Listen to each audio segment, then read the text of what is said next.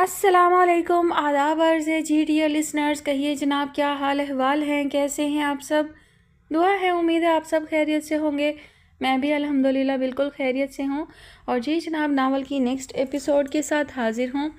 इस नावल की फरमाइश हमसे की है बिलाल किंग ने। नावल का नाम है बिसाते दिल। मुसन्निफ़ा हैं आमना रियाज। और आज आप सुनेंगे इसकी किस्त नंबर 15। गेती आरा कमरे में दाखिल हुई और ठिठकी। चेहरे पर सरासीमगी सजाए रिहाब खिड़की के करीब खड़ी थी। गेती पर नज़र पड़ते ही वो कतरे पुरसकून हुई थी। मैं समझी तुम्हारी आपा बेगम आई हैं। गेती आरा की इस दफहामिया नज़रों के जवाब में उसने पुरसकून सांस लेते हुए कहा। उसके चेहरे पर सरासीमगी यूं छट गई थी जैसे सर्द हवाओं के ज़ोर से बारहा बादल छट जाते हैं। और अगर मेरी जगह सचमुच में आपा बेगम होती तो तुमने तो मुझे मरवाने में कोई कसर नहीं छोड़ी थी। वो सोफे पर नीम दराज होते हुए बोली और गहरी नज़रों से रिहाब का जायज़ा लिया, जो खुली हुई खिड़की की दहलीज पर हथेलियां जमाए उचक उचक कर जाने बाहर क्या तलाश कर रही थी। मैंने मना किया था मेरी गैर मौजूदगी में खिड़की मत खोला करो। उसने याद दिलाने की कोशिश की। रिहाब की सरगर्मी में चंदा फर्क न आया। गेती ने इस गुस्ताखी पर पुरसोच अंदाज में आंखें बंद की, फिर उसे देखने लगी। आखिर तुम कर क्या रही हो? जवाब नदारद। गेती उठकर करीब आ गई। क्या इस खिड़की से कूदकर खुदकुशी का इरादा है? उसने तंजिया लहजे में कहते हुए खिड़की से बाहर झांका। बाहर तारीक रात बह रही थी और सर्द हवा का शोर सुनाई देता था। आसमान पर सितारों का जाल बिछा था, जबकि किनारों से धुंध के मरगोले उठ रहे थे। अगर इस जहन्नुम से बाहर निकलने का कोई रास्ता नहीं मिला तो यही करूंगी, रिहाब ने बहुत आहिस्तगी से मगर संगीन लहजे में कहा। गेती आरा ने तेजी से गर्दन मोड़कर उसकी जानिब देखा और हंस दी। इस खिड़की से कूदकर हाथ पांव तुड़वाया जा सकता है, खुदकुशी नहीं की जा सकती, ये मैं पहले तुम्हें बता दूं। वो सोफे की जानिब पलटी। तजर्बा बोल रहा है, रिहाब ने टटोलना चाहा। अंदाजन कह रही हूँ, उसने हल्के फुल्के लहजे में कहा, फिर तमस्कराना अंदाज में बोली। वैसे तुम कूद जाना चाहो तो ज़रूर कूदो। हाथ पाँव के बाद आपा बेगम के किसी काम की तो रहोगी नहीं।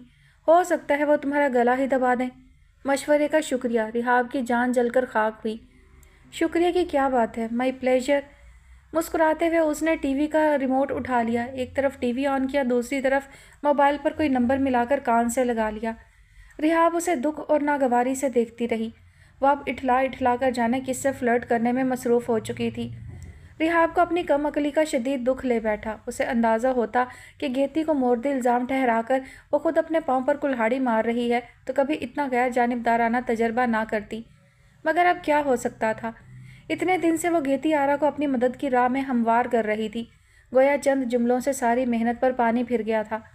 साथ ही साथ गेती की फराहम करदा वो आखिरी इतला ने उस पर तेज़ाब डाल दिया था। गोया वो बिल्कुल ही सूली पर टंग गई थी। और यही वो वक्त था जब उसे कोई हतमी फ़ैसला लेना था। किस्मत के किसी एहसान के इंतज़ार में बैठे रहना निरी हमाकत होती। गेती आरा से वाबस्ता भी तमाम उम्मीदें मलिया मेट हो रही थीं। उसे अंदाज़ा हो गया था कि वो कीना परवर है और उसके बारे में राय देकर वो गेती के दिल में अपने लिए कीना डाल चुकी थी बदकिस्मती से। मगर जाने क्यों उसे इसी तारीख रास्ते पर जुगनू चमकने की आस थी। सो एक दफ़ा फिर हिम्मत की। गेती, क्या कभी तुम्हारा दिल नहीं चाहता इस जहन्नुम से निकलो? वो खिड़की बंद करके बेड पर आ बैठी थी। जब गेती ने फ़ोन बंद किया तो फ़ौरन सवाल जड़ दिया। उसके लिए एक एक लम्हा कीमती था। गेती ने फ़ोन बंद करते हुए एक नज़र उसे देखा और नफ़ी में सर हिला दिया। नहीं। रिहाब को झटका लगा। उसके तो वहमो गुमान में भी नहीं था वो इतना कोरा जवाब देगी कि अगले सवाल की गुंजाइश ही ना रहे। ये कैसे हो सकता है? रेशम और राइमा तक यहाँ से निकलना चाहती हैं। मुझे यकीन नहीं आता कि तुम नहीं जाना चाहती। नहीं तो ना सही, तुम्हें यकीन दिलाकर मुझे कितने नफलों का सवाब मिलेगा।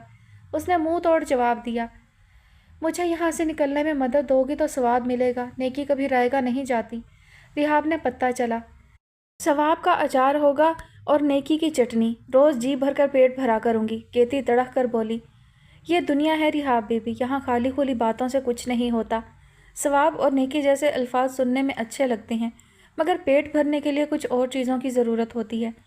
तुम्हारी मदद मैं किस खुशी में करूं? बकौल तुम्हारी गलती मेरी थी।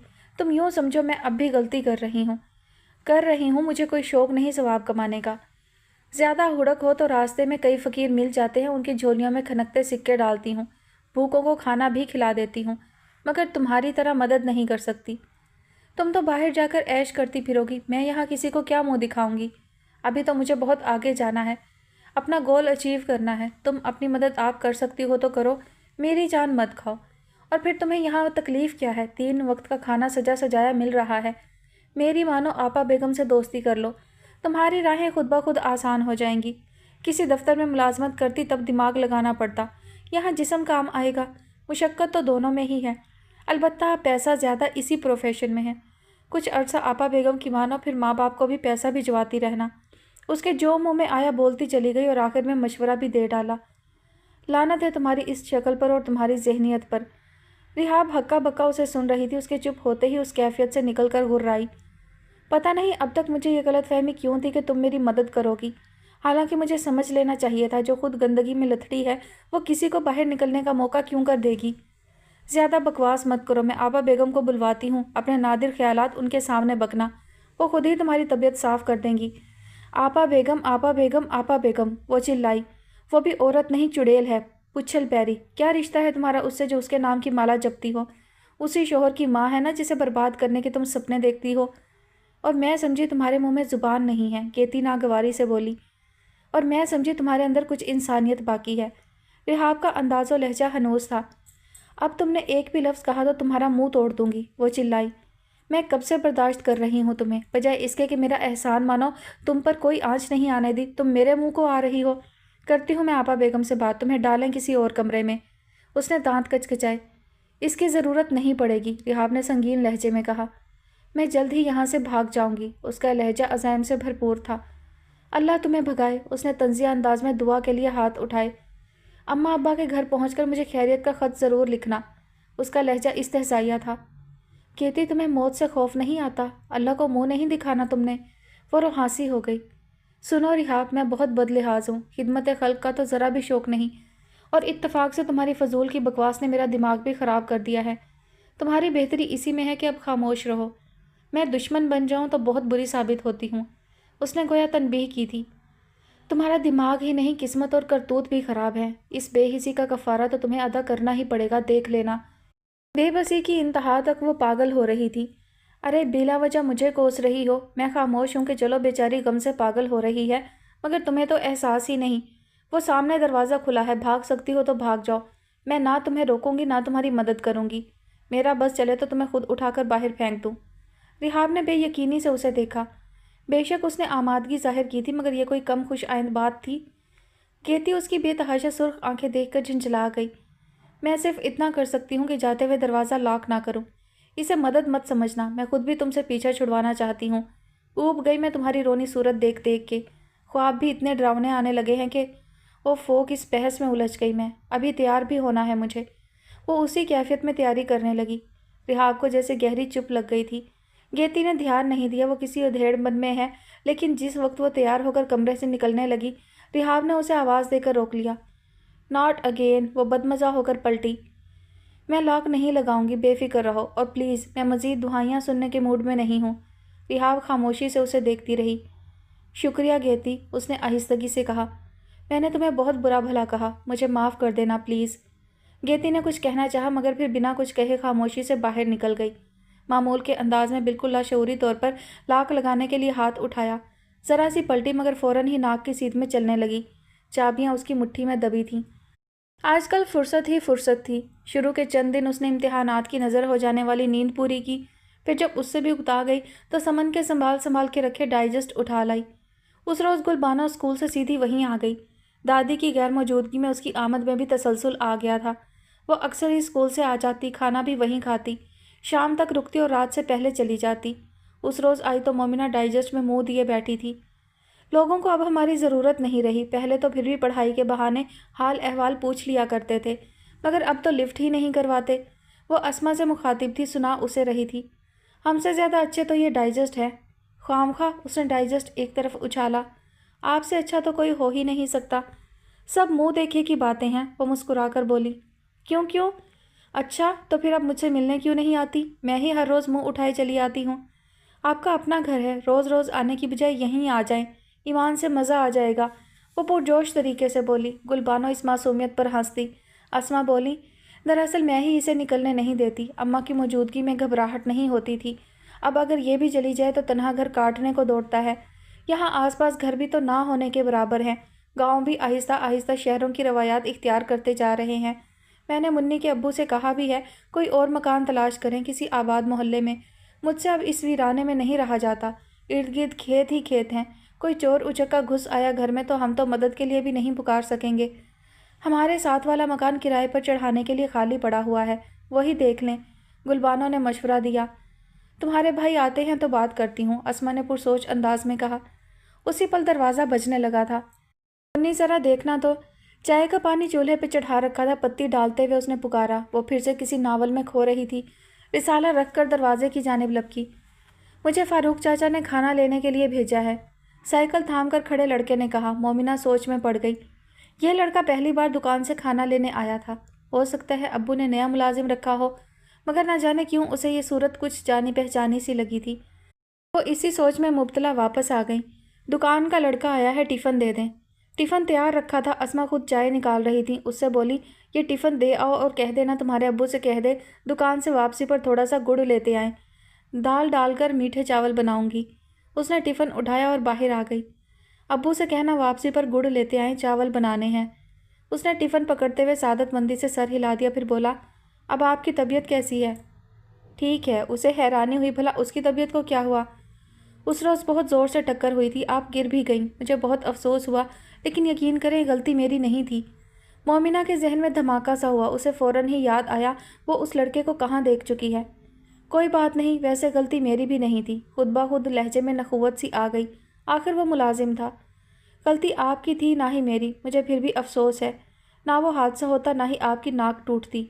उसने रंजीदगी से कहा। मेरी नाक? मोमिना ने बेइख्तियार अपनी नाक पर हाथ रखा।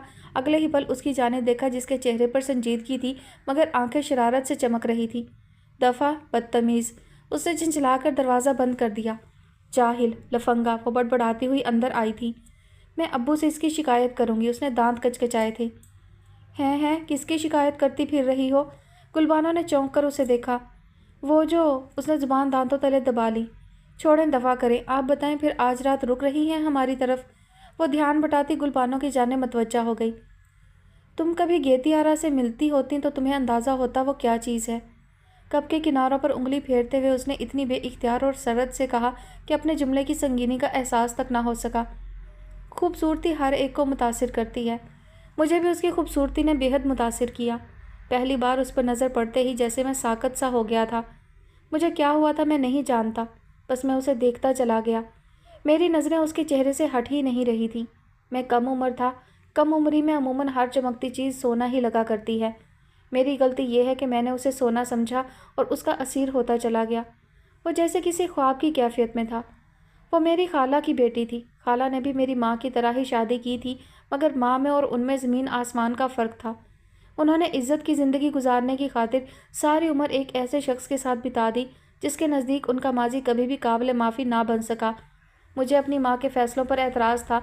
उनका तर्ज़ ज़िंदगी काबिल नफरीन लगता था। ये कैसे मुमकिन था मैं खाला से मुतासिर ना होता।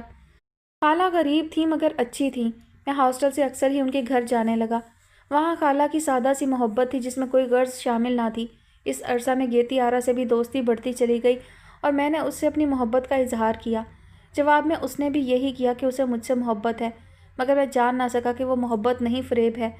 उन्हीं दिनों खाला जान की तबीयत बिगड़ गई। उन्हें ब्लड कैंसर था और वो चाहती थी मैं गेती से निकाह कर लूँ ताकि वो उसकी ज़िम्मेदारी से आज़ाद होकर अल्लाह के पास जाएं।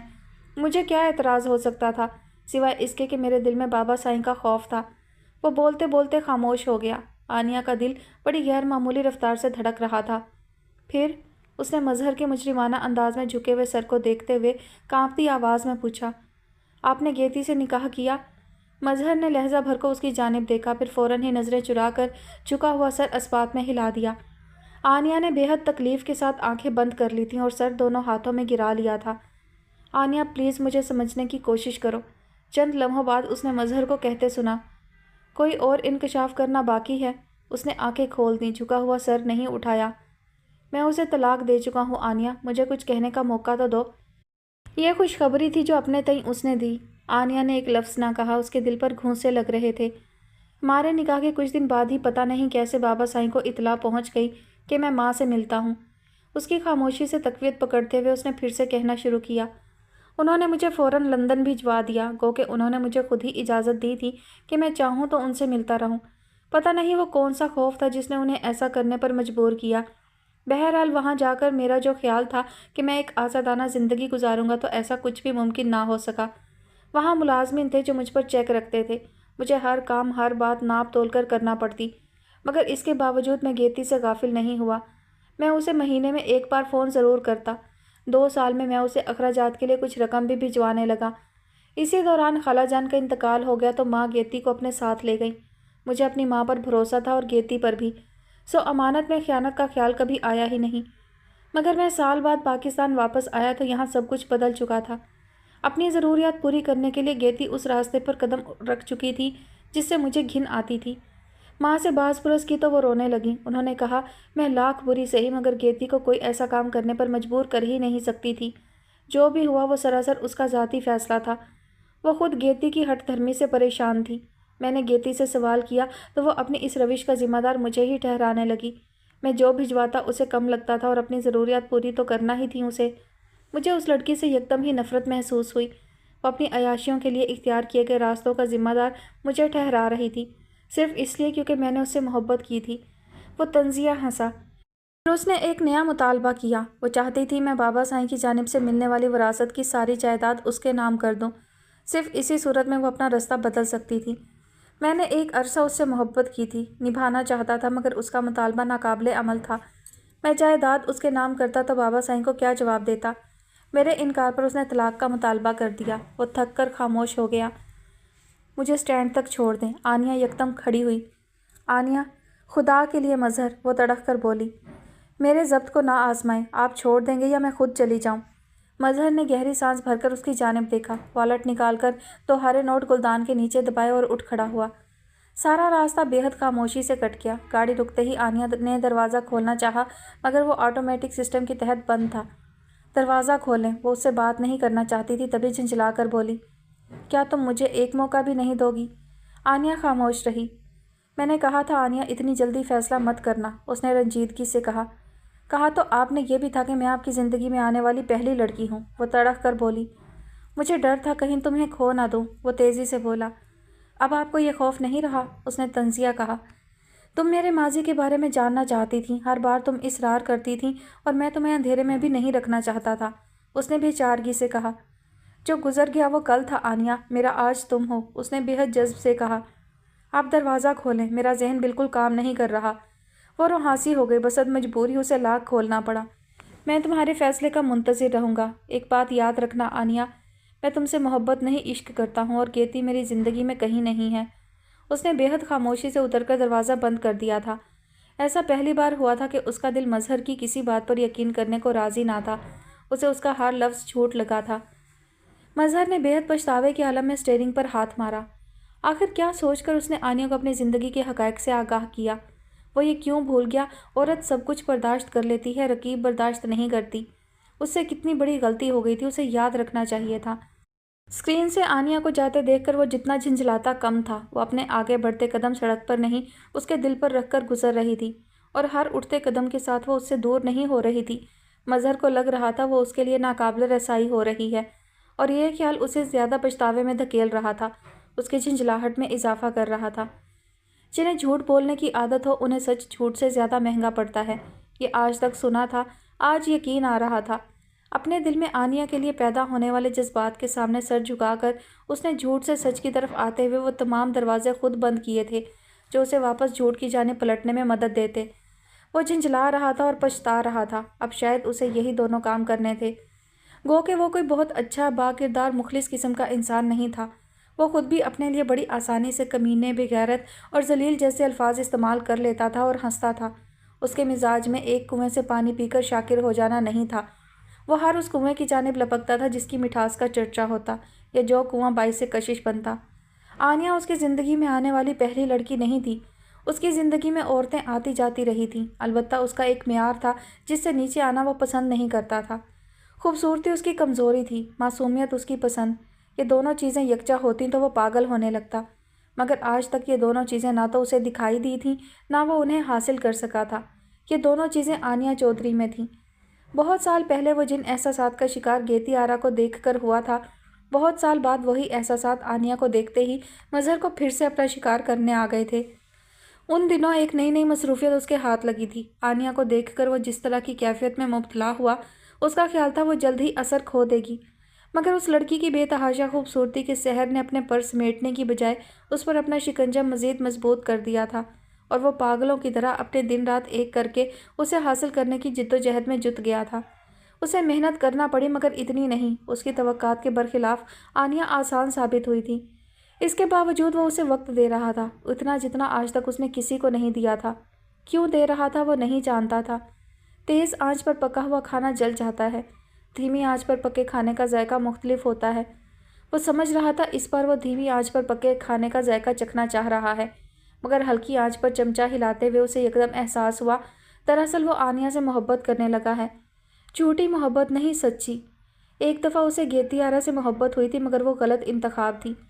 آنیا غلط انتخاب ہو ہی نہیں سکتی تھی۔ گیتی آج تک اپنی بربادی کا ذمہ دار اسے ٹھہراتی تھی، حالانکہ وہ مظہر کی بربادی کی ذمہ دار تھی۔ نہ وہ اسے اتنا بڑا دھوکہ دیتی، نہ وہ عورت کے لیے پاگل ہوتا۔ وہ زمانہ کوئی اور تھا جب مظہر گیتی آرا نامی کسی لڑکی سے محبت کرتا تھا۔ اب آنیا آ چکی تھی اور وہ اس کی زندگی کا کل تھی، اور اپنی بے وقوفی کے ہاتھوں خود کو سچا کہلوانے کے شوق میں وہ اس کل سے ہاتھ دھونے کا بندوبست کر بیٹھا تھا۔ زندگی میں پہلی بار اسے خود پر غصہ آ رہا تھا، اور اتنا آ رہا تھا جتنا کبھی نہیں آیا تھا۔ لعنت ہے ایسے سچ پہ جو آپ کی زندگی مشکل بنا دے۔ یہ عجیب دن تھے۔ وہ سارا دن اس نا سمجھ میں آنے والی کیفیت میں گنوا دیتی، جہاں بیٹھتی اٹھنے کا نام ہی نہ لیتی۔ ایسا لگتا تھا جیسے کچھ کھو گیا ہے اور وہ خالی ہاتھ رہ گئی۔ خالی ہاتھ تو وہ واقعی رہ گئی تھی، مان نہ رہے تو اور رہ بھی کیا جاتا ہے۔ ان دنوں ایک بار پھر رانگ کالز کا سلسلہ شروع ہو گیا۔ کوئی غور کرتا تو بآسانی جان لیتا فون کی گھنٹی اور آنیا کے رویے کے اتار چڑھاؤ میں بڑا گہرا تال میل تھا، مگر پتہ نہیں گھر میں کوئی بھی دھیان نہیں دیتا تھا یا کچھ اور بات تھی۔ شاید کسی کو اس کی پرواہ ہی نہیں تھی۔ اس کا ذہن ہٹتا تو اسی نکتے یا اس سے ملتے جلتے جملے میں اٹک جاتا اور آنکھیں بار بار نم ہونے لگتی۔ اس جہنم میں کوئی کھل کر رو بھی نہیں سکتا۔ پھر سب آ جائیں گے باری باری پوچھنے، کیا ہوا، کیوں رو رہی ہو؟ کاش دنیا میں کوئی ایسی جگہ ہوتی جہاں انسان سارے آنسو بہا آتا اور کسی کے سامنے جواب دہ بھی نہ ہونا پڑتا۔ بڑی دیر سے بجتی گھنٹی بمشکل خاموش ہوئی، ایک بار پھر سے بجنے لگی۔ وہ وہیں رضائی اوڑھے دیوار سے ٹیک لگائے بیٹھی تھی، ہاتھ بڑھا کر ریسیور اٹھا لیا۔ دوسری طرف وہی دشمن جہاں تھا، اس کے سکون کا قاتل، دل برباد کرنے والا۔ سنو آنیا، میں جانتا ہوں یہ تم ہو، اور اگر اب تم نے فون بند کیا تو جانے میں کیا کر بیٹھوں۔ مجھے وضاحت کا ایک۔ اس نے اسی خاموشی سے ریسیور رکھ دیا۔ اسے کسی بات کی پرواہ نہیں تھی، جو ہوتا ہے وہ ہو جائے۔ دل تو چاہتا تھا اس دھوکہ دہی پر کھل کر احتجاج کرے۔ اندر بگولے سے اٹھ رہے تھے مگر باہر سے وہ یوں پرسکون تھی جیسے کوئی بڑے نقصان کے بعد سب کچھ گنوا کر خالی ہاتھ ہو جاتا ہے اور صدمے کی کیفیت میں اپنے خالی ہاتھوں کو دیکھتا رہتا ہے۔ سب سے قیمتی شے گنوا دی، باقی کیا بچا؟ نرمین آئی تھی پوچھنے کہ کس کا فون تھا۔ اس نے وہی کہا جو اتنے دن سے کہہ رہی تھی۔ یہ ہر 2-4 روز کے بعد ہمارے گھر اتنی رانگ کالز کیوں آنے لگتی ہیں؟ تیمور بھائی میری بات مان لیں، جا کر ایکسچینج سے پتہ کریں، ہو نہ ہو ہمارے تار سے کسی نے تار ملا دیا ہے۔ وہ زور زور سے بولتی چلی گئی۔ آنیا نے سوچا کاش ایسا ہی ہوتا، مگر سوچنے سے کیا ہوتا ہے۔ وہ ذہن بٹانے کے لیے باہر آ گئی۔ ابھی تو مجھے بالکل فرصت نہیں بہنا، اب تو جو بھی ہوگا واپسی پر ہوگا۔ وہ چارپائی پر بیٹھا کنو چھیل چھیل کر نہ صرف خود کھا رہا تھا، باقی سب کو بھی کھلا رہا تھا۔ آنیا کو آتا دیکھ کر آدھا کنو اس کی طرف بڑھا دیا۔ تم کہیں جا رہے ہو؟ اس نے بددلی سے ایک پھانک منہ میں رکھتے ہوئے پوچھا۔ لو تم کو اب تک پتہ ہی نہیں؟ اس نے کنو چھیلتے ہوئے اس کی جانب دیکھا جیسے اس کی لا علمی پر افسوس کر رہا ہو۔ حج پہ جا رہے ہو؟ وہ بھی جائیں گے انشاءاللہ۔ اس کا ارادہ مصمم تھا۔ فی الحال تو کاغان تک کا چکر لگانے جا رہے ہیں۔ واقعی؟ وہ سچ مچ لا علم تھی۔ اور نہیں تو کیا؟ وہ بہت پرجوش انداز میں مسکرایا۔ کتنے دن کے لیے جا رہے ہو اور کس کے ساتھ؟ 1 ہفتے کے لیے، اور کچھ دوست اور کلیگز کے ساتھ جا رہا ہوں۔ اتنی سردی میں؟ اتنی سردی میں ہی تو ایڈونچر کا مزہ ہے۔ تیمور کی ایکسائٹمنٹ دیدنی تھی۔ وہ کچھ دیر بیٹھی سنتی رہی، پھر جب ذہن مزید سننے پر آمادہ نہ ہوا تو اٹھ گئی۔ اور کتنی عجیب بات تھی، تیمور کی بڑی پرانی خواہش پوری ہونے جا رہی تھی اور اسے خبر تک نہ تھی۔ وہ پہلے بھی اپنے آپ میں مگن رہتی تھی مگر اتنی نہیں کہ ارد گرد کی خبر ہی نہ رکھے۔ وہ اوپر آئی، چھپایا ہوا موبائل نکالا۔ اس میں ایک ہی نمبر محفوظ تھا، نہ بھی ہوتا تو اسے زبانی یاد تھا۔ 10 میسیجز تھے، سبھی میں وضاحت۔ एक बार बात कर लेने की इल्तिजा, ढेर सारी मिस कॉल्स। उसकी आंखों में फिर आंसू आने लगे। पता नहीं कब रोते रोते आंख लग गई। दोबारा आंख खुली तो सानिया उस पर झुकी उसका कंधा हिला रही थी। उठ पे जाओ, कब तक सोती रहोगी? अभी दिल नहीं चाह रहा सानिया, उसने बोझल आवाज़ में कहा। दिल क्यों नहीं चाह रहा? तबीयत तो ठीक है। उसने आनिया की पेशानी को हाथ से छुआ। कुछ नहीं है सानिया। आनिया ने उसका हाथ हटा दिया, बस वैसे ही। ये ब्रेसलेट किसका है? सानिया ने उसका हाथ थाम लिया। आनिया धक से रह गई। पट से आंखें खुल गईं। सानिया का हाथ हटाते हुए उसकी जर्सी की आस्तीन कदरे खिसक गई थी और ब्रेसलेट सानिया की नज़रों में आ गया था। बहुत खूबसूरत है। सना का है। उसे फ़ौरन ही ख्याल आया। उस रोज़ उसने मुझे पहना दिया कि बाद में ले लेगी। वापसी में मुझे याद ही ना रहा कि वापस दे दूँ। और सना को इतने दिन से ख्याल ही नहीं आया। कमाल है। उसे तो कभी अपनी आर्टिफिशियल ज्वेलरी नहीं बोलती। ये तो बहुत भारी गोल्ड का लग रहा है। हाँ है। वो नज़रें चुराने लगी। सना को ख्याल नहीं आया तो तुम ही कर लो। अभी फ़ौरन इसे उतार कर संभाल कर रख दो। खुदा ना खास्ता कहीं गिर गया तो मुसीबत गले पड़ जाएगी। बच्ची तो मैं हूँ नहीं कि गुम कर दूँ। अच्छा बाबा, तुम्हारी मर्जी। सुनो, जल्दी से मुंह हाथ धोकर नीचे आ जाओ। अशफाक चचा की तरफ से सब लोग आए हुए हैं। सानिया चली गई। उसकी नज़रें ब्रेसलेट से ना हटी। कितने प्यार से पहनाया था उसने, लेकिन इतनी ही चाह किसी और से भी जताई होगी। किसी और को भी अपनी आंखों में बसाया होगा। मैं उस नक्श को कभी मिटा सकूंगी? तुम लाख दावा करो उसे भूलने का, मगर पहला नशा तो पहला होता है जो कभी नहीं मिटता। उसकी आंखें फिर से भीगने लगी थीं, जिन्हें उसने बेदर्दी से रगड़ डाला और अपना ही इम्तिहान लेती बोझल दिल के साथ नीचे चली आई। किचन के दरवाजे में खड़ी अजय लपक कर उसकी जानिब बढ़ी। हम कब से आए हुए हैं और दुल्हन साहिबा तो लगता है अभी से माइयों बैठ गई हैं। अजय की शरारत उस पर बिजली बनकर गिरी थी, मगर कुछ सोचने का मौका ही ना मिला। लपक झपक उसे कमरे में ले जाया गया और आदिल के साथ वाली कुर्सी पर बिठा दिया गया। वो हरासा कैफियत में सबको देख रही थी।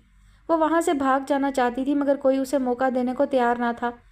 आन की आन सब लोग उसके गिर्द जमा हो गए थे। सामने मेज़ पर मिठाई का डब्बा और फूलों की टोकरी रखी थी। उसका दिल यूं लर्जने लगा जैसे खिज़ां के मौसम में किसी दरख्त की सूखी शाख से लटकता तन्हा पत्ता लर्जता है। बस तो ठीक है तैमूर, अपने ट्रिप से वापस आ जाए तो अगले ही हफ्ते यानी इस जनवरी की 25 को आनिया और आदिल का निकाह होगा और रुखसती इंशाल्लाह सितंबर में। तब तक आनिया की रवानगी के कागजात भी तैयार हो जाएंगे। बहुत मुबारक हो हलीमा भाभी। जाने किसने कहा था और उसकी आंख से पहला आंसू टपका। ज़िंदगी इतनी तेज़ क्यों चलती है? ये तकदीर का फ़ैसला है और उसे अपने वजूद से जान निकलती महसूस हुई थी। और ये फ़ैसला मुझे मंजूर है। तो मज़हर साहब, आपका और मेरा ताल्लुक़ बस यहीं तक था। पिलाकर उसके दिमाग ने फ़ैसला सुना दिया। उसने बेहद कर्ब के आलम में आंखें मूंद ली थीं और आंसू एक तवातर से उसके गालों पर बहने लगे। सभी उसके आंसुओं को सूरत हाल का रद्द-ए-अमल समझ रहे थे। चच्ची ने दिलासा देते हुए उसका सर कंधे से लगा लिया। वो और शिद्दत से रोने लगी। दिल दुहाइयाँ दे रहा था, दिमाग दिल को दिलासा दे रहा था। खुद उसे भी अब सारी ज़िंदगी यही करना था। बेटा, खुशी के मौका पर आंसू बहाना गलत बात है। खुशियों का इस्तकबाल खुशी से ही किया करते हैं। चलो शाबाश, मुँह खोलो। चची ने मिठाई का टुकड़ा उसकी जानिब बढ़ाते हुए कहा। आनिया ने इस खुशी का इस्तकबाल करने के लिए इंतहाई तकलीफ दे कैफियत में मुँह खोल दिया था, जबकि उसका दिल सिसक उठा था। हमें आनिया की वालदा से मिलना है, गेट पर मौजूद उस लड़की ने अपना नाम बताकर कहा था। सानिया ने उस पुरएतमाद लड़की को पहचानने की कोशिश की, मगर वो उस लड़की को पहचान पाई, ना ही उसके अकब में मौजूद लड़के को। उन्हें इंतज़ार करने का कहकर वो अपने जहन पर जोर डालती हुई अंदर आ गई। अम्मी, बाहर एक लड़का और एक लड़की आए हैं, वो आपसे मिलना चाहते हैं। उसकी पुरसोच नज़रें सीधी आनिया पर पड़ी थीं। कौन है? तुमने उन्हें अंदर नहीं बिठाया? वो अलमारी बंद करते हुए पलटी। नाम तो दोनों ने ही नहीं बताया। सच तो यह है कि मुझे पूछने का ख्याल ही नहीं आया। उन्होंने सिर्फ इतना कहा कि उन्हें आनिया की वालदा से मिलना है। हलीमा और आनिया एक साथ चौंकी थी और एक साथ ही एक दूसरे की तरफ देखा था। वो कौन हो सकता है? आनिया ने कंधे उचका दिए। अच्छा, मैं देखती हूँ, हलीमा पुरसोच अंदाज में कहती बाहर निकल गई। तुम भी आ जाती, सानिया ने उसे फिर से बाल ब्रश करते देखकर कहा। हाँ, आती हूँ। सानिया बाहर निकल गई। तब आनिया ने बेसाख्ता गर्दन मोड़कर खुले दरवाजे की जानिब देखा। कुछ देर सोचती रही, फिर बालों पर बैंड चढ़ाकर कंबल सर तक तान लिया। उसका दिल बहुत गैर मामूली रफ्तार से धड़क रहा था। अब क्या होगा? अम्मी किस किस्म के रद्द-ए-अमल का इजहार करेंगी? एक बड़ा सा सवालिया निशान उसके सामने तनकर खड़ा हो गया था और दिल जैसे हाथ पाँव की उंगलियों में धड़कने लगा था। बाहर जो लोग आए वो उनसे वाकिफ़ नहीं थी। हाँ, इतना ज़रूर जानती थी, उन्हें मज़हर ने भेजा है। वो मज़हर का दोस्त और उसकी बीवी थे और मज़हर ने उन लोगों को उसी के एमा पर भेजा था। عادل سے نکاح کی تاریخ طے ہو جانے والی رات اس کے لیے قیامت کی رات تھی۔ اس سے قبل وہ مظہر کے لیے روتی تھی، اس رات وہ اپنی قسمت کے لیے روتی رہی۔ اسے اپنا مستقبل تاریک دکھائی دے رہا تھا، اتنا تاریک جس میں روشنی کی ہلکی سی رمق بھی دکھائی نہیں دے رہی تھی۔ مظہر کے بغیر زندگی کیسی ہوگی، یہ سوال سوچنے میں بڑا عجیب لگتا۔ پچھلے کچھ مہینوں میں جب بھی اپنی آئندہ زندگی کو سوچا، مظہر کو اپنے ساتھ پایا۔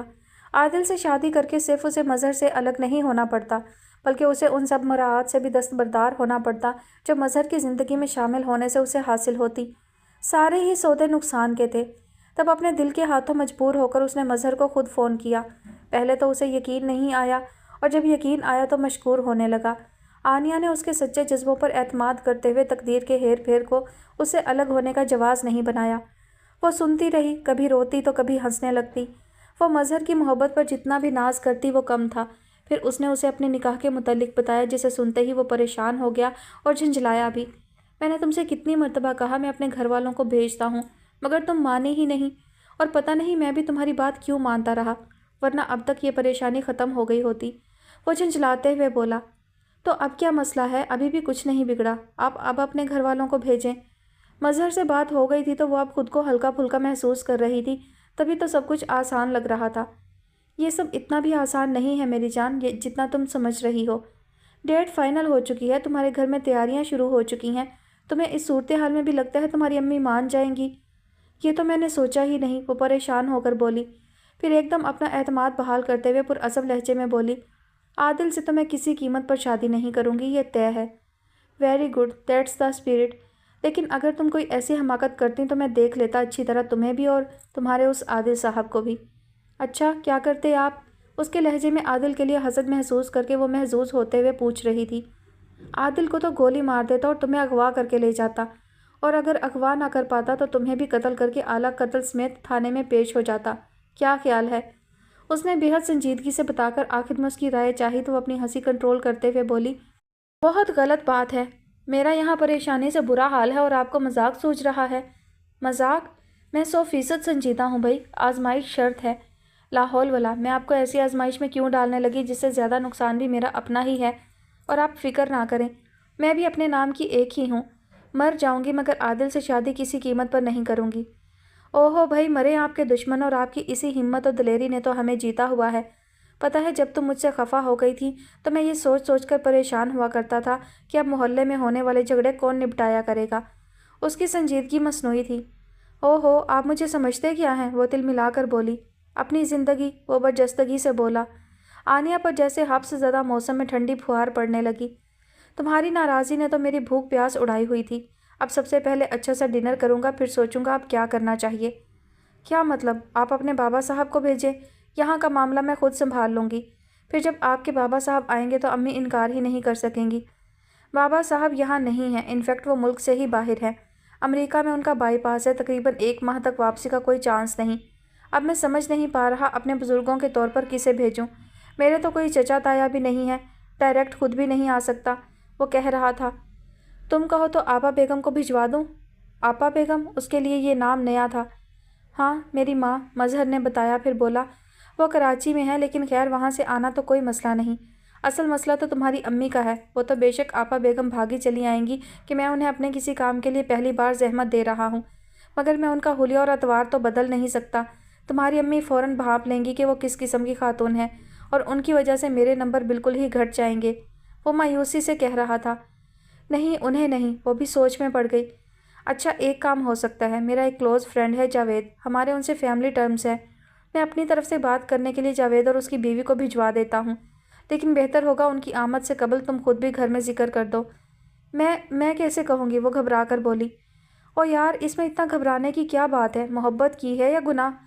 اچھا، میں کوشش کروں گی، وہ کچھ آمادہ دکھائی دی۔ کل 4 بجے ٹھیک رہے گا؟ ہاں ٹھیک رہے گا۔ اس نے محسوس کیا آنے والے لمحات کا خوف اس کے دل میں سر اٹھا رہا تھا، عجیب سی بے چینی، عجیب سا ڈر۔ ساری رات آنکھوں میں کٹی، تبھی وہ اگلی صبح قدرے تاخیر سے بیدار ہوئی تھی۔ شکر ہے آدھا دن تو گزرا، باقی کا دن اس نے ادھر ادھر کے سب کاموں میں صرف کیا، اور بالآخر وہ لمحہ آ ہی گیا۔ وہ جو یہ سوچتی رہی تھی کہ یہ کہے گی وہ کہے گی، سبھی کچھ دماغ میں گڑبڑ ہونے لگا۔ مظہر سے ہونے والی گفتگو کو از سر نو دہراتے ہوئے اس نے وہ سب کچھ سوچنا چاہا جو اسے امی سے کہنا تھا، मगर इससे पहले कि वो दिल ही दिल में स्क्रिप्ट तैयार करती, किसी ने उस पर से कंबल खींच लिया था। ये क्या बदतमीज़ी है। वो झिंझलाकर उठी। सामने अम्मी खड़ी थी और उनके अजीब से तासुरात ने उसे नज़रें चुराने पर मजबूर कर दिया था। उसकी झंझलाहट और गुस्सा साबुन के झाग की तरह बैठ गए थे। तुम लोग बाहर जाओ, मुझे आनिया से बात करनी है, उसने अम्मी को बेहद संजीदा लहजे में कहते सुना। उसे उनके लहजे से खौफ महसूस हुआ था। लेकिन अम्मी, ये सानिया की आवाज़ थी जो उनके पीछे दरवाजे में खड़ी थी। मैंने कहा ना जाओ यहाँ से, वो गुस्से से बोली। आनिया की घबराहट में इजाफा हुआ। उसे याद आया उसने कभी अपनी माँ को इस लहजे, इस अंदाज में बात करते नहीं सुना। उसने ज़रा की ज़रा दरवाजे की जानिब देखा। उसकी बहनें एक एक करके बाहर निकल चुकी थी और कमरे में खामोशी छा गई थी। मज़हर कौन है? कुछ देर बाद उसने अम्मी की आवाज़ सुनी। वो उनकी बात का जवाब देना चाहती थी मगर उसकी आवाज़ हलक में दबकर रह गई थी। ये मरहला इतना कठिन होगा उसे रत्ती भर भी अंदाज़ा नहीं था। तुम्हें सुनाई नहीं दे रहा? मैं कुछ पूछ रही हूँ तुमसे। उनका लहजा पहले से भी सख्त था। आप क्या पूछ रही हैं? मुझे कुछ समझ नहीं आ रहा। बेहद घबराहट के आलम में वो हाथ मसलती पलंग से खड़ी हुई थी। ऐसा कोई मुश्किल सवाल नहीं पूछा कि जवाब ना दे सको। उन्होंने बाजू से पकड़कर उसका रुख अपनी जानिब मोड़ा। मुझे साफ साफ बताओ, मज़हर कौन है? कहाँ मिली थी तुम उससे? क्या तमाशा है ये सब? वो जैसे चीखी थी। अम्मी, उसने कहना चाहा। मज़ीद कोई झूठ नहीं आनिया, जो भी कहना सोच समझ कर कहना। मेरी जहनी सतह इस वक्त ऐसे हो रही है कि शर्म से मर जाने को जी चाह रहा है। मेरे एतमाद का ये सिला दिया तुमने। वो जैसे ज़ब्त की कड़ी मंजिल से गुजर रही थी। आप इस बात को अना का मसला मत बनाए अम्मी। किसी को पसंद करना कोई गुनाह तो नहीं है, उसने धीमी आवाज़ में कहा। अना का मसला? वो गहरे सदमे से बोली। तुम्हें ये एतराफ़ करते ज़रा भी हया नहीं आ रही? उन लोगों ने कहा वो तुम्हारी मर्ज़ी से आए हैं। मुझे यकीन था वो झूठ बोल रहे हैं। ओ मेरे खुदा, ये चोर दरवाजे तुमने कहाँ से ढूंढ लिए आनिया? प्लीज़ प्लीज़ अम्मी, मुझसे खफा मत हो। वो पलटकर एकदम से पंजों के बल उनके घुटने पकड़कर बैठ गई थी। मैं आपको पहले भी बताना चाहती थी मगर मैं डर गई थी। मुझे खौफ था आप इनकार कर देंगी, जबकि मैं मज़हर के बगैर नहीं रह सकती। मैं उससे बहुत मोहब्बत करती हूँ अम्मी। उसके बाकी के अल्फाज मुंह में ही रह गए थे। अम्मी ने एक ज़ोरदार तमाचा उसे रसीद किया था। वो पीछे की तरफ गिरते गिरते संभली। तुम्हें अपनी हदूद का पता नहीं था? जानती नहीं थी तुम किसी और से मंसूब हो? इस उम्र में बस यही देखना रह गया था। तुम्हारे ही हाथों खाक डलनी थी मेरे सर में। वो और भी कुछ कह रही थी। आनिया को सुनाई नहीं दे रहा था। वो अपने गाल पर हाथ रख के दम बखुद अपनी माँ का चेहरा देख रही थी। उन्होंने कभी भी उस पर हाथ नहीं उठाया था। जिंदगी में पहली बार उन्होंने उसे मारा था और इस बात पर मारा था जो गलत भी नहीं थी। कौन सी खाक डाल दी है मैंने आपके सर में जो आप इतना वावेला कर रही हैं? वो खड़ी हो गई। उसकी आवाज़ धीमी थी मगर लहजे की टोन बदल चुकी थी। ना झिझक ना खौफ। हलीमा ने चौंक कर उसकी जानिब देखा। उनका दिल बुरी तरह सुकड़ कर फैला था। खौफज़दा होने की बारी अब उनकी थी। कुछ रोज़ बाद आदिल से तुम्हारा निकाह है और अब तुम्हारे लिए रिश्ता आ रहा है, वो भी उस शख्स की तरफ से जिसे हम जानते तक नहीं। आसमान से टपका है या ज़मीन से निकला, कुछ पता नहीं। कोई सुनेगा तो क्या कहेगा? कोई? कोई कौन? मुझे किसी की परवाह नहीं है। जहाँ तक आदिल से निकाह की बात है तो ये सरासर आपका फ़ैसला है। आपने रिश्ता तय करते हुए मुझसे पूछा, ना ही निकाह तय करते हुए। अपनी बाकी बेटियों पर आपने अपने शौक़ पूरे करने का नहीं सोचा। सारे फैसले मुझ पर ही क्यों ज़बरदस्ती मुसल्लत करती रही हैं आप? बाकी रही बात मज़हर की, तो वो आसमान से टपके हैं ना ज़मीन से निकले हैं। हमसे ज़्यादा शरीफ, इज़्ज़तदार और दौलतमंद ख़ानदान से ताल्लुक़ है उनका। वाह, क्या इज़्ज़तदार और शरीफ शख्स है। माँ बाप नहीं थे उसके घर में जो रिश्ता लेकर आते? वो उसकी सारी बातों में से इसी बात का जवाब दे सकती थी। सो दिया। आनिया एक पल के लिए गड़बड़ाई थी। वो मुल्क से बाहर है। मज़हर के फादर का ऑपरेशन है। वो यहाँ होते तो वही आते। वो लोग नहीं आए, ख्वाह कुछ भी मजबूरियाँ थी। वो लोग आते तो मैं शायद सोचने का वक्त भी लेती, मगर अब नहीं। मैं इनकार कर चुकी हूँ। तुम अपना जहन तैयार कर लो। 4 रोज़ बाद तुम्हारा निकाह आदिल से ज़रूर होगा। उन्होंने फ़ैसला सुनाया। ये नामुमकिन है अम्मी, मैं शादी करूँगी तो सिर्फ मज़हर से। वो बगावत पर आमादा थी, हट धर्मी से बोली। और मैं क्या जवाब दूंगी सबको? वो झंझलाकर कुछ बेयकीनी से बोली। ये आपका दर्द सर है, मेरा नहीं, वला ताल्लुकी से बोली। तुम्हारा दिमाग चल गया है आनिया। वो उसकी हट धर्मी के सामने अपनी बेबसी जाहिर नहीं करना चाहती थी, फिर भी उन्हें लग रहा था वो कमज़ोर पड़ती जा रही हैं। आप जो भी समझे, फ़ैसला मैं कर चुकी हूँ। किसने दिया तुम्हें ये इख्तियार के फ़ैसला करो? ज़िंदगी मेरी है, उसने जताया। बस यही ज़ौम तुम्हें हत्थे से उखाड़ रहा है। मुझे सिर्फ इतना बता दो, तुम उस शख्स से कहाँ मिली? ये बात आप ना पूछें। अहम बात सिर्फ ये है कि मज़हर मेरे लिए बहुत अहम है। आनिया, बेवकूफ़ी मत करो। मुझे ये एहसास मत दिलाओ तुम पर एतमाद करके मैंने बहुत बड़ी गलती की। आदिल में क्या कमी है? वो तुम्हें बहुत खुश रख सकता है। वो थक हार कर मिन्नतें करने लगी। مظہر کے علاوہ مجھے اب اس دنیا کا کوئی شخص خوشی نہیں دے سکتا۔ ایسے کون سے سرخاب کے پر لگے ہیں اس میں؟ مظہر کے پاس وہ سب کچھ ہے امی جو مجھے چاہیے، دولت، پیسہ، عمارت۔ میں اس سسکتی ہوئی زندگی سے تنگ آ چکی ہوں جہاں چھوٹی چھوٹی ضروریات کے لیے ایک دوسرے کا منہ دیکھنا پڑتا ہے۔ عادل بھی جو زندگی مجھے دے گا وہ ایسی ہی یا اس سے کچھ ہی بہتر ہوگی۔ مجھے ایسی زندگی نہیں چاہیے۔ سب سے بڑی بات، مظہر جیسا محبت کرنے والا شخص نہیں ہوگا۔ میں ساری زندگی خوشیوں کو ترسی ہوں آنیہ۔ بڑی مشکل سے اس گھر کو اور مجھے تمہارے حوالے سے ایک خوشی ملنے جا رہی ہے۔ تمہیں اللہ کا واسطہ ہے اسے ہم سے مت چھینو۔ آپ کو صرف اپنی خوشیوں کی پرواہ ہے، میری نہیں۔ تم میری بیٹی ہو، سب سے زیادہ تو تمہاری ہی خوشی اہم ہے میرے لیے۔ مگر تم خود سوچو، صرف چند دن رہ گئے ہیں، تمہارے نکاح کا جوڑا تک آ چکا ہے، اور آپ نے وہ جوڑا دیکھا؟ چچی رفت کو اس سے گھٹیا اور سستا جوڑا پورے لاہور میں نہیں ملا۔ تم خلوص کو پیسوں سے کیوں تول رہی ہو؟ ان لوگوں نے تب ہمارا ساتھ دیا جب ہم دنیا میں اکیلے تھے، اور آپ ان کے احسان کا بدلہ مجھے ان کے بیٹے کی جھولی میں ڈال کر چکانا چاہتی ہیں۔ یہ سچ نہیں ہے، یہی سچ ہے۔ میں تمہاری غلط فہمی کیسے دور کروں؟ وہ زچ ہو کر بولیں۔ بس اتنی زحمت کریں، میری زندگی مجھے میری پسند سے گزارنے دیں۔ ناممکن۔ بہرحال وہ پختہ لہجے میں گویا ہوئیں۔ میں بتا چکی ہوں، تمہاری شادی صرف عادل سے ہوگی۔ تمہارا کوئی بھی احمقانہ فیصلہ مان کر میں سارے خاندان کو خود سے منہ موڑتے نہیں دیکھ سکتی، اور میں بھی آپ کو بتا رہی ہوں، اگر میرے ساتھ زبردستی کی گئی تو میں زہر کھا لوں گی۔ میری قربانی دے کر آپ اپنی زبان کی پاسداری پر خوش ہوتی رہیے گا۔ انہیں کمرے سے باہر نکلتا دیکھ کر وہ زور سے چلائی تھی، مگر امی نے پلٹ کر نہ دیکھا۔ وہ دل برداشتہ ہو کر رونے لگی، پھر میز پر رکھا گلاس اٹھا کر دیوار میں دے مارا۔ آنیہ، دفع ہو جاؤ یہاں سے، مجھے کسی کی شکل نہیں دیکھنی۔ وہ پلنگ پر گر کر زور سے رونے لگی۔ ثانیہ خاموشی سے اس کمرے کی طرف پلٹ گئی جہاں امی گئی تھیں۔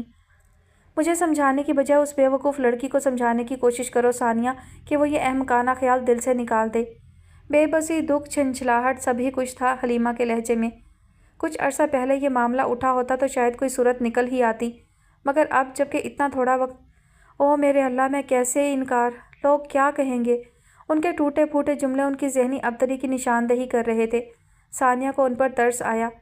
کل شام سے مجھے ایسا لگ رہا ہے میرا دماغ پھٹ جائے گا۔ کتنا اعتماد تھا مجھے اس پر، لیکن تم نے دیکھا وہ اس لڑکے کے بارے میں کتنے کانفیڈنس سے بات کر رہی تھی۔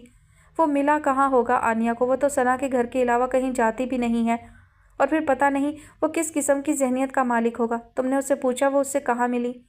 وہ کچھ بتانے پر راضی ہوگی تب نہ، ثانیہ نے مایوسی سے کہا۔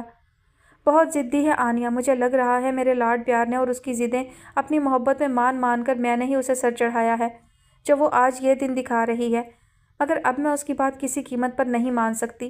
صرف اسی کو تو نہیں بیاہنا مجھے۔ آج عادل کے لیے خود انکار کر دوں، وہ بھی عین وقت پر، تو باقی بیٹیوں کے لیے کون آئے گا اس گھر میں؟ لوگ کیا کہیں گے؟ کیا عزت رہ جائے گی ہماری؟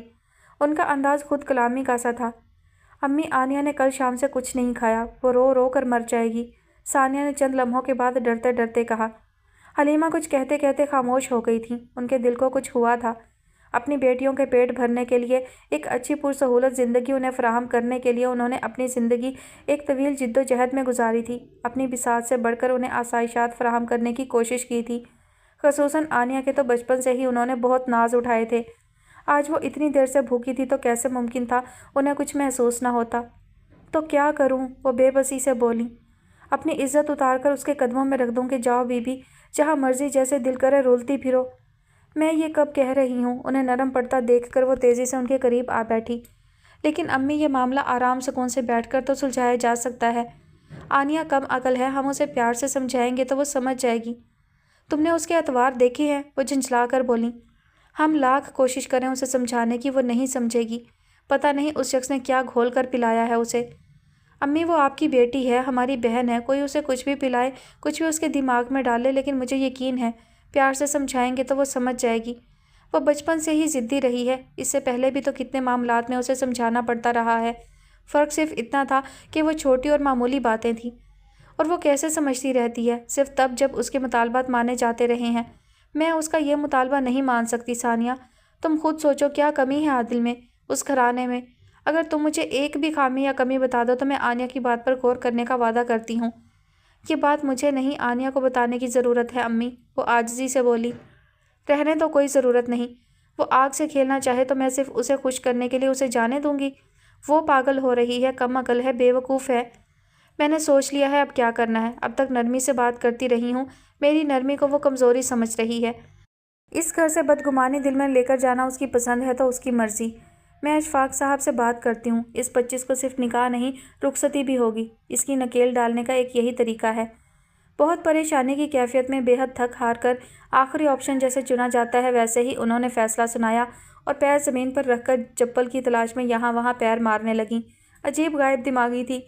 सानिया ने उनकी गायब दिमागी भांपी, फिर दरवाजे के करीब पड़ी चप्पल उठाकर उनके पैरों के करीब रखते हुए आहिस्तगी से बोली, और अगर उसने ऐन निकाह के वक्त इनकार कर दिया तो?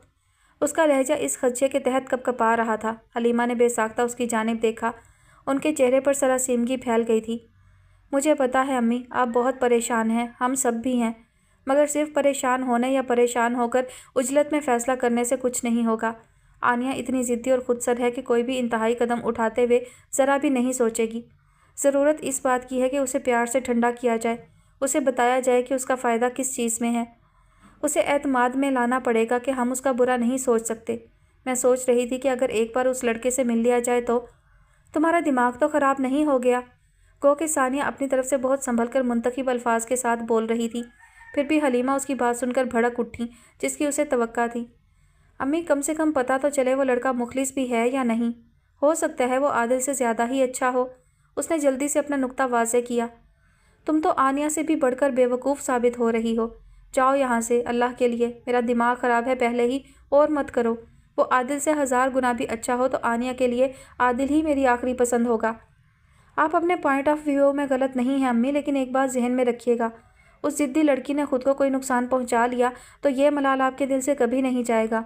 आप अपनी तरफ से दुरुस्त फ़ैसला करते हुए आदिल को उसके लिए चुनती हैं, लेकिन वो उसके साथ खुश नहीं रहती तो क्या आप खुश रह सकेंगी? दुनिया की परवाह मत करें अम्मी, सिर्फ आनिया की खुशी का सोचें। हमारा थोड़ा नुकसान हो भी गया तो कोई बात नहीं, कम से कम आनिया तो खुश रहेगी। वो कहकर रुकी नहीं, फ़ौरन ही निकल गई। बिल्ली थैले से बाहर आ चुकी थी। कड़ी से कड़ी मिल रही थी। बहुत कुछ समझ आ रहा था, मगर अभी बहुत कुछ ऐसा भी था जो मुसलसल जहन में सवाल उठा रहा था मगर वाज़ेह ना होता था। उसने सर झटका। सबसे अहम सवाल तो यही था कि इस सारी सूरत हाल से निपटा कैसे जाए। क्या हुआ? शफक ने उसे कमरे में दाखिल होते देखकर जल्दी से पूछा। सानिया ने बेहद मायूसी से कंधे उचकाते हुए नफ़ी में सर हिला दिया। आनिया तो कुछ सुनने को तैयार नहीं है। दूसरी तरफ अम्मी भी किसी तरह नरमी नहीं दिखा रहीं। वो पलंग पर पैर ऊपर करके बैठ गई थी। उनका ख्याल है उनकी नरमी आनिया को शह दे रही है। गलत तो खैर नहीं लग रहा, फरहीन आहिस्तगी से बोली। उन सबके दरमियान खामोशी का तवील वक्फा हायल हुआ था। वो शख्स कौन हो सकता है? मैं तो दूर नज़दीक के तमाम रिश्तेदार, अहले मोहल्ला, दोस्त अहबाब सबको सोच चुकी हूँ, लेकिन बहुत ज़्यादा सोचने के बाद भी ना तो मुझे इस नाम का कोई शख्स याद आ रहा है, ना ही कोई ऐसा जिसके मुतल्लिक आनिया ने कभी पसंदीदगी का इजहार किया हो। शफक ने खुद कलामी के अंदाज में कहा। वो कोई भी हो, सबसे अहम बात यह है कि उसकी वजह से हमारे घर में इतनी बड़ी परेशानी आई है, और जिसका सिर्फ जिक्र ही हमारे घर के सुकून को बर्बाद कर रहा है, वो अच्छा कैसे हो सकता है? नरमीन तिल मिलाकर बोली। जज्बाती मत हो नरमीन, सानिया ने कहा। ये सारी बातें छोड़कर हमें ये सोचना चाहिए कि इस मुसीबत से निकलना कैसे है। उसी वक्त हलीमा कमरे में दाखिल हुई थी। सानिया खामोश होकर उनका चेहरा देखने लगी। वो बहुत थकी हुई लग रही थी। पकाना क्या है? मिक्स सब्ज़ी बना रही है शफक, सानिया ने कहा। तकरीबन बन गई, अब की बार शफक ने कहा। सानिया उठकर रोटी डाल दो, दोपहर में किसी ने खाना नहीं खाया, अब तो भूख लग रही होगी। और वो जाते जाते पलटी। और हाँ, आनिया कहाँ है? सुबह से ऊपर स्टोर में बंद है, सानिया ने कहा। हलीमा वहीं दरवाजे के पास खड़ी सोचती रहीं, फिर आहिस्तगी से बोली। जाकर उससे कहो नीचे आकर खाना खाए, और ये कि मैं उस लड़के से मिलना चाहती हूँ। सानिया के दिल में जैसे सुकून उतरा था। अम्मी की नरमी जाहिर कर रही थी कि मामला किसी बड़े नुकसान के बगैर भी सुलझ सकता है। जी अच्छा। हलीमा पलटी और ठिठकी। पता नहीं आनिया कब उनके अगब में आ खड़ी हुई थी। उसके चेहरे पर बेयकीनी सी थी। फिर अचानक वो उनके गले लग गई। थैंक यू अम्मी। वो कुछ देर बहुत पुरजोश तरीके से उन्हें भींचती रही। फिर उसे एहसास हुआ कि उसके जवाब में अम्मी का अंदाज़ बहुत सर्द था। वो दिल में कदरे शर्मिंदगी लिए उनसे अलग हुई। गो कि मैं ये नहीं चाहती थी, लेकिन सिर्फ तुम्हारी खुशी की खातिर मैं उस लड़के से मिल रही हूँ, मगर इसका मतलब ये नहीं कि मैंने उसे ओके कर दिया है। एक बात तुम अपने जहन में रखो, अगर वो मुझे पसंद नहीं आया या किसी भी लिहाज से तुम्हारे लायक नहीं लगा तो फिर तुम्हें मेरी बात मानना होगी, यानी आदिल से शादी। इसकी नौबत ही नहीं आएगी। वो उनकी बात कता करते हुए 100% यकीन से बोली। हलीमा के चेहरे पर साया सा लहरा गया था। दरमियान में सिर्फ 4 दिन है, तुम उससे कहो वो कल आकर मुझसे मिले। वो आगे बढ़ गई, پھر رک کر پلٹی۔ کل 12:30 بجے وہ اسکول آ جائے، میں اس سے وہیں ملوں گی۔ لیکن گھر پر، اس نے کہنا چاہا۔ نہیں، گھر آنے کی ضرورت نہیں فی الحال، اسے اسکول کا کہہ دو، انہوں نے 2 ٹوک کہا۔ آنیا نے چند لمحے سوچا، پھر سارے خدشات پسے پشت ڈالتی تمتماتے چہرے کے ساتھ ٹیلی فون سٹینڈ کی طرف بڑھ گئی۔ اس کی بہنوں کی نظریں اس پر تھیں مگر اب کسی کا خوف نہیں رہا تھا۔ کھانا بے حد خاموشی سے کھایا گیا تھا۔ کچھ نہ کچھ اطمینان تو بہرحال سب نے ہی محسوس کیا تھا۔ آنے والے لمحات میں کسی اچھائی کی امید ہو تو گزرے ہوئے جان لیوا لمحات کا اثر یوں بھی کم لگنے لگتا ہے۔ کچھ ایسی ہی کیفیت سارے گھر پر چھائی ہوئی تھی۔ دوسری طرف آنیا خوش، مطمئن، شاداں و فرحاں اپنی فیلنگز ان سب سے شیئر کرنے کو بےتاب تھی۔ جب تک نہیں بتایا تھا ایسی بے چینی نہیں ہوئی تھی۔ ابھی کچھ دیر قبل اس نے ان سب کے سامنے مظہر سے بات کی تھی۔ اب چونکہ کوئی بات راز نہیں رہی تھی تو وہ کھل کر بات کرنا چاہتی تھی۔ خود انہیں تو توفیق نہ ہوئی پوچھنے کی۔ اچھا ہوتا امی مظہر کو گھر پر ہی بلوا لیتی، اس بہانے تم لوگ بھی مل لیتے۔ بغیر کسی شرمندگی و پشیمانی کے اس نے بات کا آغاز کیا تھا۔ ہمیں ملوانے کی کیا ضرورت ہے، آپ ملیں یہی بہت ہے۔ نرمین کی زبان بھی نہیں رکتی تھی، اس وقت بھی بڑے آرام سے طنز کر گئی۔ کیوں، کیا تمہیں اپنے بڑے بہنوئی سے ملنے کا شوق نہیں ہے؟ اتنی خوشی میں چھوٹی موٹی باتیں نظر انداز کی جا ہی سکتی تھیں۔ تبھی انجان بن کر بے تکلفی سے پوچھنے لگی، مگر ثانیہ چونکی تھی اور ٹھٹک کر آنیا کو دیکھا تھا جو بہت مطمئن اور خوش دکھائی دے رہی تھی۔ اتنی دور کی مت سوچو، اس نے دھیمی آواز میں کہا۔ تم نے سنا نہیں امی نے کیا کہا ہے؟ اگر وہ انہیں پسند نہیں آیا؟ اور تم نے سنا نہیں میں نے کیا کہا؟ آنیا نے خوش دلی سے اس کی بات قطع کی تھی۔ اس کی نوبت ہی نہیں آئے گی، مظہر میں ایسی کوئی خامی ہے ہی نہیں کہ امی انہیں ریجیکٹ کریں۔ تم دیکھ لینا امی ایک نظر میں انہیں اوکے کر دیں گی، وہ اتنی اچھی اور سافٹ نیچر کے مالک ہیں۔ پھر تمہیں پتہ ہے ان کے پاس کتنا پیسہ ہے، اتنا جتنا ہم لوگ خواب میں بھی نہیں دیکھ سکتے۔ ہم جیسے لوگوں سے تمہاری کیا مراد ہے؟ ثانیہ نے قدرے ناگواری سے بات کاٹی۔ بے شک ہمارے پاس پیسہ نہیں ہے، لیکن کیا ہم عزت سے روٹی نہیں کھاتے؟ کیا ہمیں دوسروں کے سامنے ہاتھ پھیلانا پڑتا ہے؟ نرمین بیزار ہو کر کمرے سے جا چکی تھی۔ میرا کہنے کا یہ مطلب نہیں تھا، آنیا نے تحمل سے کہا، لیکن ہمیشہ کھانا کھانا ہی اہم نہیں ہوتا، کچھ اور ضروریات بھی ہوتی ہیں جو انسان کا دل چاہتا ہے کہ ایٹ اے ٹائم پوری ہوں۔ کچھ تو وہ خوش تھی اور کچھ وہ فی الحال کسی سے بھی اختلاف کر کے اپنے حامی کم نہیں کرنا چاہتی تھی، لیکن اپنی بات تو سمجھانا ہی تھی۔ وہ کون سی ضروریات ہیں جو تمہاری اس گھر میں رہتے پوری نہیں ہوتی، یا انہیں عادل پورا نہیں کر پائے گا؟ ثانیہ میں بہت خوش ہوں اور میری خوشی غارت مت کرو۔ اب تو میں تھک چکی ہوں بتاتے بتاتے کہ مجھ سے دانتوں سے پکڑ پکڑ کر پیسہ خرچ نہیں کیا جاتا۔ میرا دل چاہتا ہے کہ میں مارکیٹ جاؤں تو کچھ بھی خریدتے ہوئے مجھے جوڑ توڑ نہ کرنا پڑے، بس جو اچھا لگے میں اسے خرید لوں۔ جب میں سڑک سے گزر رہی ہوتی ہوں تو قریب سے گزرتی گاڑیاں مجھے دیکھ کر وحشت ہوتی ہے، مجھے اپنا آپ کیڑے مکوڑوں کی طرح لگتا ہے۔ عادل مجھے اتنا پیسہ نہیں دے سکتا، مظہر دے سکتے ہیں، ان سے شادی کر کے صرف پیسہ نہیں ملے گا مجھے، میرا لائف سٹائل بھی ہائی ہو جائے گا، مجھے کسی دڑبے نما گھر میں نہیں رہنا پڑے گا۔ بہت سا پیسہ زندگی سے سکون چھین لیتا ہے، یاد رہے۔ ثانیہ کے خیالات گو کہ اس کے لیے نئے نہیں تھے، مگر پھر بھی اسے دکھ ہو رہا تھا، جانے کیوں۔ بد دعائیں تو مت دو، اور ایسا ہمیشہ نہیں ہوتا۔ دراصل ٹی وی ڈرامے فلمیں دیکھ دیکھ کر ہمارے ذہن میں یہ کانسیپٹ سا بن گیا ہے کہ دولت کے ساتھ برائیاں بھی ہوتی ہیں، مگر جہاں محبت ہو وہاں برائیوں پر قابو بھی پایا جا سکتا ہے، اور یہ بھی ضروری نہیں کہ دولت ہر ایک کے ذہن پر غلط ہی اثر ڈالے۔ اچھائی برائی غلط درست میں فرق کرنے کی صلاحیت تو ہر ایک کے پاس ہوتی ہے۔ تم مظہر سے ملو گی تو تمہیں پتہ چلے گا دولت کے باوجود ان کی شخصیت میں کتنی عاجزی ہے۔ اس کا مطلب تم نے اس شخص کا انتخاب صرف اس لیے کیا کہ وہ دولت مند ہے؟ کچھ دیر خاموش رہنے کے بعد اس نے اچانک پوچھا۔ آنیا کے سر پر جیسے کوئی پتھر گرا تھا۔ اس نے چونک کر ثانیہ کی جانب دیکھا جو بغور اس کی جانب دیکھتی اس کے جواب کی منتظر تھی۔ وہ فوراً جواب نہ دے سکی، یہ سوال اس کے لیے قطعی غیر متوقع تھا۔ نہیں، میں نے اس کا انتخاب صرف اس لیے نہیں کیا کہ وہ دولت مند ہے، میں نے اس کا انتخاب اس لیے کیا کہ وہ مجھ سے بہت محبت کرتا ہے، اس نے سنبھل کر جواب دیا۔ محبت تو عادل بھی کرتا ہے، ثانیہ نے تیزی سے کہا۔ آنیا ایک بار پھر فوری طور پر کچھ نہ کہہ سکی۔ میں اتنی خوبصورت ہوں کہ کوئی بھی میری محبت میں مبتلا ہو سکتا ہے، چند لمحے بعد اس نے کہا۔ میں جانتی ہوں عادل مجھ سے محبت کرتا ہے، مگر ایک تو یہ کہ کبھی اس نے اظہار نہیں کیا، اور مجھے انا پرست مرد پسند نہیں ہے، اور دوسری بات یہ کہ میں اس سے محبت نہیں کرتی، یہ بات سب سے اہم ہے۔ ثانیہ نے پھر تعصب سے اسے دیکھا۔ اتنی خود پسندی؟ خوبصورت لڑکی، تم ایک اظہار پر قربان ہو رہی ہو؟ اس کا پرتعصب لہجہ طنزیہ بھی تھا۔ آنیا ہنسی۔ خوبصورت لڑکی اس جذبے پر قربان ہو رہی ہے جو مظہر کے دل میں اس کے لیے ہے۔ اپنے دل کی بات کرو، ورنہ محبت تو عادل کے دل میں بھی ہے۔ یار تم سب لوگوں کو عادل کی اتنی فکر کیوں ہے؟ بہن میں ہوں تمہاری یا وہ؟ وہ بیزار ہوئی، پھر ایک دم بولی۔ ویسے ایک آئیڈیا ہے میرے ذہن میں، اگر تم اس پر غور کرو تو۔ اس نے چند لمحوں کا توقف کیا تھا۔ دیکھو میری شادی تو مظہر سے ہو ہی جائے گی، تو عادل کی شادی اگر تم سے؟ بکواس مت کرو آنیہ، اس کا دماغ بھگ سے اڑ گیا تھا۔ دیکھو اس میں برا منانے کی کوئی بات نہیں ہے، میں تو صرف ایک آئیڈیا۔ سنبھال کر رکھو اپنے آئیڈیاز، پتہ نہیں تم کیا چیز ہو۔ اپنی عزت کروانا تو تمہیں آیا نہیں اب تک، کم سے کم کسی دوسرے کی عزت تو کرنا سیکھ لو۔ میں نے کس کی بے عزتی کر دی اور کس قدر دوگلی ہو تم؟ عادل کی تعریفوں میں زمین آسمان کے کلابے ملاتی رہی ہو، تو جو شخص تمہاری نظر میں میرے لیے اچھا ہو سکتا ہے وہ خود تمہارے لیے کیوں نہیں؟ میں تمہاری طرح تو نہیں ہوں کہ صرف اپنا ہی فائدہ سوچ لوں، اور آخر اس میں برائی بھی کیا ہے؟ خود تمہارا ہی بھلا ہے، ویسے تو پتہ نہیں کب تمہاری نیا پار لگے گی۔ وہ خود پسند یا مغرور ہی نہیں، بے حس اور بے رحم بھی تھی۔